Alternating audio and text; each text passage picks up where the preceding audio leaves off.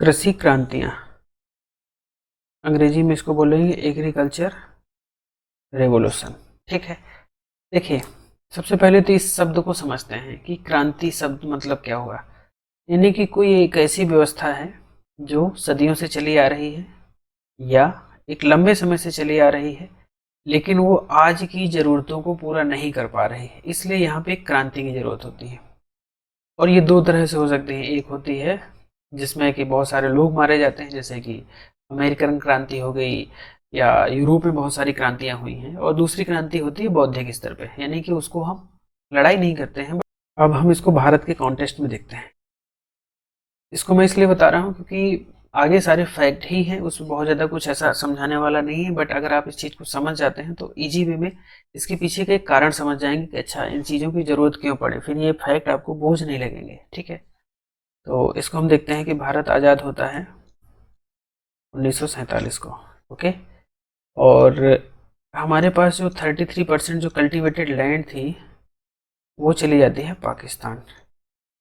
Okay, यानी कि पाकिस्तान उस समय जो है वेस्ट और ईस्ट में बटा हुआ था, जिसको ईस्ट को आज हम बोलते हैं बांग्लादेश। ओके, नंबर 1 चीज ये है। यानी कि जैसे ही लैंड जो है कल्टीवेटेड लैंड चली जाएगी तो हमारे पास जो पॉपुलेशन उसको खिलाने के लिए कहीं ना कहीं प्रेशर बढ़ जाएगा। ठीक है, दूसरी कंडीशन क्या है, दूसरा क्या है कि 1948 में इसी पड़ोसी ने हम पे क्या कर दिया, यानी कि स्पेशली जो है जम्मू कश्मीर का जो एरिया है वहाँ पे अटैक कर देता है। इससे एग्रीकल्चर का रिलेशन क्या है वो मैं आपको बता रहा हूँ। देखिए, जब आपके ऊपर कहीं से बाहर से कोई भी देश अटैक कर देता है तो फिर आप किन चीज़ों पे पैसा ज़्यादा खर्च करते हो, आप सिक्योरिटी के लिए फिर ज़्यादा परेशान होते हो। ठीक है, आप डेवलपमेंट नहीं कर पाते हो उस तरह से जितना आपको करना चाहिए। तीसरा कारण क्या है, तीसरा कारण ये है कि हमारा जो एग्रीकल्चर था वो अंडर डेवलप्ड था। क्यों? क्योंकि अंग्रेजों ने इस पे बहुत ज़्यादा कुछ नहीं किया था। यानी कि जो प्रोडक्टिविटी है वो बहुत कम थी। ओके, आगे हिंदी में भी लिखा हुआ है तो आपको परेशान नहीं होना है। नेक्स्ट क्या है, 62 1962 में फिर से अटैक कर देता है और यहाँ पे हो जाती है इंडो पाक वार, लड़ाई होती है। और 65 के आसपास फिर से ऐसे ही जो है चीज़ें हो जाते हैं। इसका मतलब क्या हुआ कि यहाँ पे कंटिन्यू भारत को जो अभी नया, मतलब अभी जस्ट जो है जिसको आज़ादी मिली है और बहुत सारी समस्याएं आ रही हैं। 1965 में भारत में सूखा पड़ गया और सूखे से जो है भारत में कई सारे राज्यों को बहुत जो है इसमें प्रॉब्लम उठानी पड़ी, जिसके कारण जो एग्रीकल्चर है वो पूरी तरह से खराब हो गया और प्रोडक्शन नहीं हो पाया, इतना भी नहीं हो पाया कि हम अपने लोगों को खिला सकें। एक बार जब खाद्यान्न उत्पादन हमारे देश में ठीक हो जाएगा उसके बाद हम देखेंगे मिल्क मिल्क के लिए भी इसी तरह का कोई क्रांति लेके आएंगे जिससे कि मिल्क प्रोडक्शन को बढ़ाया जा सके। उसके बाद जो है फिश के लिए, मछली के लिए, कोस्टल एरिया में जो लोग रहते हैं उनके लिए हम कुछ करेंगे जिससे आप इनके प्रोडक्शन को बढ़ाया जा सके। फिर हम ऑयल सीड के लिए यानी कि तिलहन के लिए बात करेंगे। तो इस तरह से हम जितने भी ऑल ओवर एग्रीकल्चर की चीज़ें हैं उनके डेवलपमेंट के लिए कंटिन्यू हम क्रांतियाँ लेके आएंगे। तो अब ये फैक्ट ही है और स्थान है। दूसरा ये है कि अभी तक आप ऐसे पढ़ रहे हैं कि सारी क्रांतियां एक ही बारे में पढ़ रहे हैं, लेकिन यहाँ पे इनको क्लासिफाई किया गया है। जैसे कि फसलों को क्लासिफाई किया जाता है कि एग्रोनॉमी की हो गई, हॉर्टिकल्चर की हो गई, ऐसे करके। तो एक एक ब्रांच का देखेंगे। जैसे आज मैं एग्रोनॉमी का देखूंगा, मतलब इसी वीडियो में सारा कुछ रहेगा। उसके बाद जो है हॉर्टिकल्चर के देखेंगे, सॉइल साइंस से देखेंगे, मतलब जहाँ से भी एनिमल से रिलेटेड जितनी भी चीज़ें हैं तो इन क्रांतियों को देखेंगे, ये याद करने में आपको आसानी रहेगी।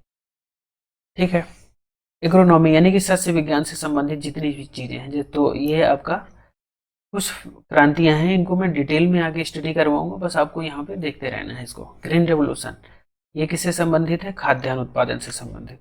ठीक है, इसी तरह से आपका येलो, देखिए इस पे आपको कलर याद रखना है, कलर से पूरी क्रांतियां आपको याद हो जाएंगी। जैसे कि येलो रेवोल्यूशन यानी कि पीले कलर की है, और तिलहन जैसे कि स्पेशली मस्टर्ड की बात करते हैं हम, सरसों की बात करते हैं, इसका जो तेल होता है उसका भी कलर यही होता है। ठीक है, इवर ग्रीन रेवोल्यूशन सदाबहार क्रांति यानी कि समग्र जो है उत्पादन करना है कृषि का। Golden fibre revolution jute production के लिए, देखिए आगे इसके बारे में मैंने बताया, पिक्स भी डाली है तो आपको प्रॉब्लम नहीं होगी। और दूसरा है सिल्वर फाइबर। सिल्वर फाइबर ये आपका कॉटन पे हो जाएगा। तो आगे इसको हम देखते हैं। एग्रोनॉमी से रिलेटेड जो क्रांति है वो खत्म हो गई। नेक्स्ट क्या है, हॉर्टिकल्चर यानी कि उद्यान विज्ञान से संबंधित। अब यहाँ पे सब्जी और फल ही आपको दिखेंगे। ओके, जैसे कि आपका गोल क्रांति है।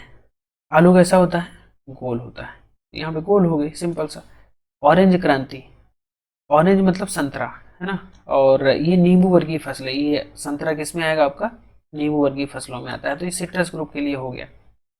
प्रभनी क्रांति, देखिए प्रभनी क्रांति जो है वैसे कोई क्रांति नहीं है, ये एक भिंडी की वैरायटी है, बट इसको एग्जामिनर पूछ पूछ करके इसको बना दिए रेवोल्यूशन, जबकि रेवोल्यूशन नहीं है। प्रभनी क्रांति एक इसकी वैरायटी है। ओके, भिंडी की, इसको याद रखना है आपको, बट वहाँ पे मैच करने के लिए देगा तो वो भिंडी ही मिलाना होता है क्योंकि ये इसकी वैरायटी है। ओके, और बादामी क्रांति ये आपका संबंधित है मसाला के उत्पादन से, ठीक। और सुनहरी क्रांति, गोल्डन, देखिए गोल्डन जो रेवोल्यूशन है वो मोस्टली आप हॉर्टिकल्चर जो क्रॉप्स हैं यानी कि उद्यान विज्ञान की जो फसलें हैं, फलों के लिए इसको यूज करते हैं और शहद के लिए भी यूज करते हैं, तो इसको आपको याद रखना है। लाल क्रांति, इस पे भी देखें आप, टमाटर का कलर जो है वो रेड होता है और मांस का कलर भी रेड होता है, रेड मीट जिसको बोलते हैं, तो इसको इस तरह से याद कर सकते हैं। और गुलाबी क्रांति, प्याज को जब आप छीलते हैं तो अंदर थोड़ा सा ऐसा मतलब उसका कलर जो है पिंक या वाइट पिंक ऐसे करके जो है आपको दिखता है। और झींगा, इसको आप नेट पे सर्च करिएगा, कुछ लोग इतने महान हैं कि झींगा भी खाते हैं वो, तो इसका भी कलर जो है पिंक है। मतलब सारी चीज़ों को आपको एक बार नेट पे अगर चाहें तो आप सर्च कर सकते हैं, वैसे मैंने कुछ दे रखे हैं आगे, ठीक है। अब केमिकल से रिलेटेड है, ग्रे क्रांति। आप नेट पे डालिएगा डाई अमोनिया फास्फेट या DAP, इसका कलर आप देखिएगा, इसका कलर जो है ग्रे है, तो ये कलर से याद हो जाएगा। ब्लैक क्रांति, पेट्रोलियम, आपको पता है कि जब पेट्रोलियम का प्रोडक्शन किया जाता है तो उस समय वो बहुत ज़्यादा काले कलर का होता है, तो बायोफ्यूल के लिए भी हो जाएगा, पेट्रोलियम के लिए हो जाएगा और जेट्रोफा के लिए, तीनों के लिए जो है काली या ब्लैक रेवोल्यूशन हो जाएगी। आपका भूरी क्रांति, ब्राउन, ये आपका लेदर से संबंधित है, ठीक है। और कोकोआ, कॉफ़ी से संबंधित है, यहाँ पे कॉफ़ी आपको याद रखना है। देखिए भूरी क्रांति और बादामी क्रांति में अंतर है, तो इसको आप ऐसे याद रखिएगा कि जो बादामी क्रांति है, बादाम उसमें शब्द आ रहा है, और बादाम जो है ये ऐसा ड्राई नट्स है तो यानी कि खाने के लिए है।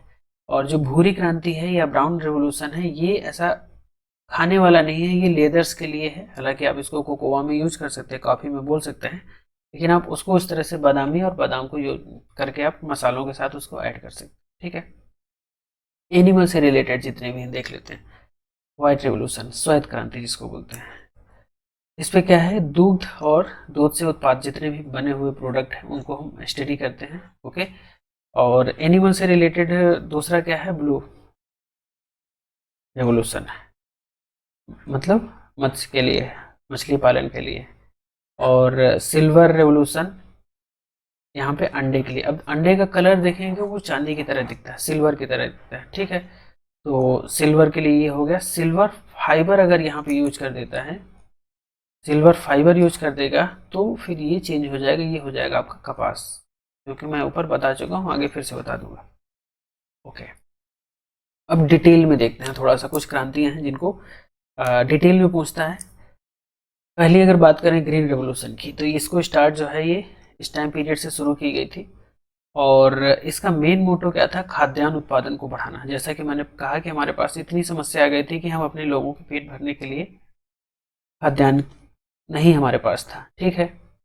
और मोस्टली जो है इसको हमने किस पे फोकस किया था, गेहूं पे, और हम पैडी भी या धान भी बोल सकते हैं इसको, मतलब दोनों फसलों को, लेकिन गेहूं पे ज़्यादा फोकस किया गया था। अगर हम इस शब्द को देखें, ग्रीन रेवोल्यूशन या हरित क्रांति जो शब्द है, हरित क्रांति तो हिंदी में है बट अंग्रेजी में अगर इसको देखें ग्रीन रेवोल्यूशन, इस शब्द को दिया था विलियम गॉड, इनका नाम है, ये पूछ लेता है, याद रखिएगा। अब स्टार्ट कब हुई थी, मतलब इंडिया के लेवल पे और वर्ल्ड लेवल पे, तो वर्ल्ड लेवल पे सबसे पहले ये मैक्सिको में स्टार्ट हुई थी, और भारत में सबसे पहले ये पंजाब में स्टार्ट हुई थी, ठीक है। और कुछ भारत में कुछ ऐसे राज्य हैं जहाँ पे ज़्यादा सक्सेसफुल रही है। तो पंजाब में अगर देखें तो आपका, सॉरी, इंडिया में देखें तो पंजाब, हरियाणा और वेस्टर्न यूपी, इन तीनों जगहों पे ज़्यादा ये प्रोमिनेंट थी। अब इसके फादर की बात करते हैं, मतलब इसके जनक कौन है। तो वर्ल्ड के लेवल पे एन.ई. बोरलॉग, ठीक है, एन.ई. बोरलॉग साहब हैं। और इंडिया में जो इसके फादर हैं वो हैं एम.एस. स्वामीनाथन। कौन है? एम.एस. स्वामीनाथन। ओके। और इसमें क्या हुआ था, तो सिंपल सा ये है कि हमारे पास जो टेक्नोलॉजी पहले नहीं थी, जैसे कि हमारे पास हाई यील्डिंग वैरायटी नहीं थी, तो वो यूज की गई। इरिगेशन की फैसिलिटीज़ को बढ़ाया गया, जो कि सिंचाई की सुविधाएं बहुत ज़्यादा नहीं थी। मशीनों का यूज किया गया, ठीक है, केमिकल्स और फर्टिलाइजर का यूज किया गया। तो इस तरह से हम अपने प्रोडक्शन को बढ़ाने के लिए कुछ मॉडर्न जो टेक्नोलॉजी है उनको हमने अडॉप्ट किया, और जिससे प्रोडक्शन बढ़ा, ठीक है। नेक्स्ट क्या है? येलो क्रांति, पीली क्रांति। स्पेशली जो है हम बात करें इस पर मस्टर्ड और सनफ्लावर, सूरजमुखी। तो ये आपका जो फ्लावर है ये आपका मस्टर्ड का यानी कि सरसों का है, ठीक है। तो इसको आप जो है, और सिंपल सा ही, इसके फादर कौन है? सैम पित्रोदा है। सारी जितनी भी क्रांतियां हैं, सारी क्रांतियों का अगर मैं बोलता हूँ कि येलो क्रांति यानी कि आपका मस्टर्ड से होगा, इसका मतलब ये है कि मस्टर्ड की प्रोडक्शन को बढ़ाना था। तो ये हर उस पर पढ़ने का जरूरत नहीं है, आप इसको इजी वे में ऐसे ही याद कर सकते हैं। नेक्स्ट क्या है? नीली क्रांति, ब्लू क्रांति। अब इसको नीला नाम क्यों दिया गया है? क्योंकि जो पानी का कलर है वो अंतरिक्ष से नीले कलर का दिखाई देता है, ठीक है, ब्लू कलर का दिखता है। और इसका टाइम पीरियड क्या था? टाइम पीरियड आपका ये जो है 85 से 90 के बीच में था, ठीक है। और ये 7th 5 ईयर प्लान में जाएगा। अच्छा, एक चीज़ मैंने यहाँ पे मुझे बता देना चाहिए, ये है, देखिए यहाँ पे एक क्वेश्चन पूछता है कि किस 5 ईयर प्लान में था, तो ये 3rd 5 ईयर प्लान में आएगा, ठीक है। यानी कि ग्रीन रेवोल्यूशन जो शुरू हुई थी वो 3rd 5 ईयर प्लान में स्टार्ट हुई थी, ये चीज़ आपको याद रखनी है। ओके। और इसके फादर कौन है? डॉक्टर हीरालाल चौधरी और डॉक्टर अरुण कृष्णन, इन दोनों लोगों के नाम याद रखिएगा। सिंपल सा है कि मछली पालन को बढ़ाएंगे तो उससे जो लोग हैं, किसान हैं, उनकी आय बढ़ेगी, सिंपल है, ठीक है। श्वेत क्रांति, इस पे क्या है? मिल्क और मिल्क प्रोडक्ट के बारे में बात की गई है, या इसको पढ़ाना है। इसके फादर कौन है? डॉक्टर वर्गीज कुरियन। और इनको मिल्क मैन ऑफ इंडिया भी बोला जाता है। क्या बोलते हैं हम लोग? इनको मिल्क मैन ऑफ इंडिया बोलते हैं। अच्छा, वाटर मैन ऑफ इंडिया किसको बोलते हैं? वाटर मैन ऑफ इंडिया, ये आप कमेंट सेक्शन में बताइएगा। 1970 में ऑपरेशन फ्लड शुरू होता है, और इसका संबंध किससे है? इसका संबंध भी दुग्ध उत्पादन से है। और व्हाइट रेवोल्यूशन का संबंध किससे है? इसी से है, यानी कि दोनों का संबंध यहाँ से है, ठीक है। ये 3 फेज में शुरू किया गया था। पहला फेज था, इसका याद करने का तरीका है 10 5 10, ऐसे, यदि बहुत कंफ्यूज करता है। यानी कि 1970 से 80 चला, 10 ईयर हो गए। उसके बाद जो है 81 से 85 86 चला, ये 5 ईयर हो गए। और फिर 86 से 96 चला, ये 10 ईयर हो गए। कई बार जो है यहाँ पे 81 ना दे करके 82 दे देगा, वो भी सही है। यानी कि इसी टाइम पीरियड में कुछ भी देगा वो सारे सही है, ठीक है। 1997 के बाद हमने क्यों नहीं चलाया इसको, यानी कि ये 97 के बाद इसका काम क्यों खत्म हो गया? क्योंकि उसके बाद जो है भारत वर्ल्ड में मिल्क के प्रोडक्शन में टॉप पे है अभी तक, ठीक है। ये बात मैं कर रहा हूँ 2022 की, अक्टूबर महीने तक, ठीक है। तो ये आपको याद रखना है। देखिए इसमें पिक्स मैंने लगा रखी हैं।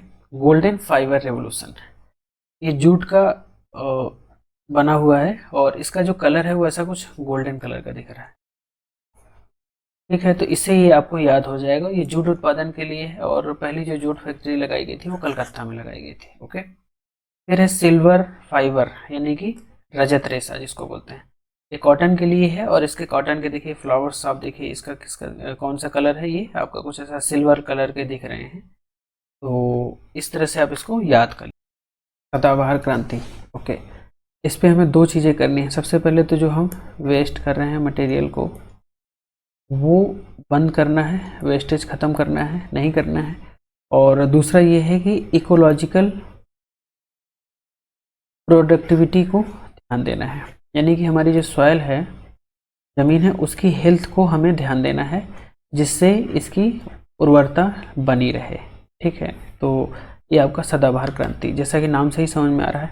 इसके बाद कुछ और अन्य क्रांतियाँ हैं। PM Modi try colour revolution. Try colour इसमें क्या है, तिरंगे के 3 कलर होते हैं, उसी कलर से, जैसे सैफरॉन है तो ये सोलर एनर्जी के लिए है, मतलब ये एक ही साथ दी गई है, ये अलग से नहीं है। ठीक है, सैफरॉन जो है ये सोलर एनर्जी से है। ब्लू रेवोल्यूशन आपका जो फिशरमैन है उनके वेलफेयर के लिए, जो मछुआरे हैं उनके वेलफेयर के लिए है, क्योंकि जो ब्लू क्रांति थी वो मछली से थी, है ना। लेकिन यहाँ पे जो ट्राई कलर के अंदर अगर पहुँचता है तो वो ये यहाँ पे मछुआरे आ जाएंगे। इसको क्वेश्चन कैसे पूछेगा मैं भी बताता हूँ, ये हम उस पर बात करते हैं। वाइट रिवोल्यूशन, सफ़ेद क्रांति क्या है, कैटल वेलफेयर, पशुओं के वेलफेयर के लिए बात की गई है यहाँ पे। अब देखिए यहाँ पे क्वेश्चन ऐसे बनाएगा कि एक क्वेश्चन दे देगा और उस पर बोलेगा कि PM Modi try colour revolution में किस चीज़ की बात नहीं की गई है। ठीक है, तीनों एग्जाम्पल दे देगा और नेक्स्ट आपका दे देगा जूट। ठीक है, तो आपको जूट मारना है, क्योंकि जूट पे बात नहीं की गई है, कैटल वेलफेयर की बात की गई है, फिशरमैन यानी कि मछुआरों के वेलफेयर की बात की गई है, और क्लीन वाटर पानी को साफ रखना, और सोलर एनर्जी की बात की गई है। ओके, ऑपरेशन ग्रीन क्या है, देखिए ऑपरेशन ग्रीन में 3 फसलें आएंगी, इसको टॉप बोलते हैं, TOP।